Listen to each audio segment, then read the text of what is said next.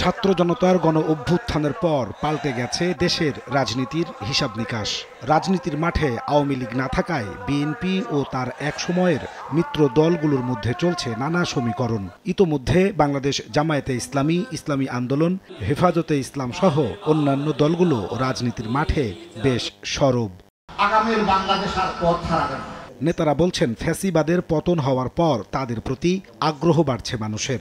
মুক্ত পরিবেশ পাওয়ায় বাড়ছে তাদের সমর্থকের সংখ্যা। কল্যাণ রাষ্ট্র প্রতিষ্ঠায় ইসলামী দলগুলো যে ভালো ভূমিকা রাখতে পারবেন, এই জায়গায় জনগণ আগের চাইতে হাজার গুণ বেশি তারা আশা করছেন বলে আমরা মনে করি। জোয়ারের মতো মানুষ জামাত ইসলামের কথা শোনার জন্য একটা আকুল আগ্রহ নিয়ে ছুটে আসতেছে। জনগণ চাচ্ছে একবার কমপক্ষে ইসলামী শক্তি দেশটা শাসন করুক। এই সুযোগে নতুন রাজনৈতিক কৌশল নিতে চায় ইসলামী দলগুলো।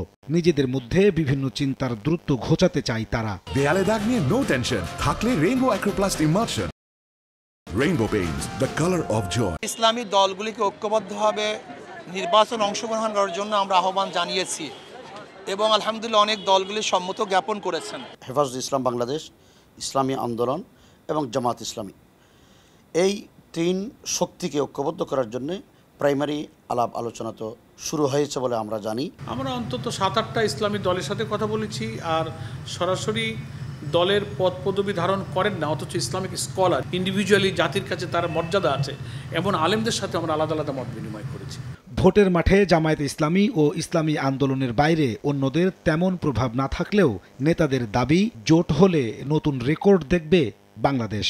আগামী নির্বাচনে ইসলামপন্থীদের ঐক্যবদ্ধ একটি ব্যালট বাক্স হওয়া অতীব জরুরি বলে আমরা মনে করি। মানুষের আশা আকাঙ্ক্ষার এই ফ্লোটা যদি যুক্ত হয় তো আমরা মনে করি যে একটা উল্লেখযোগ্য জনসমর্থন আমরা আগামী নির্বাচনে দেখতে পারব। যদি ইসলামী দলগুলো ঐক্যবদ্ধভাবে নির্বাচন করে তাহলে আমি মনে করি এদেশে সরকার তারাই গঠন করবে।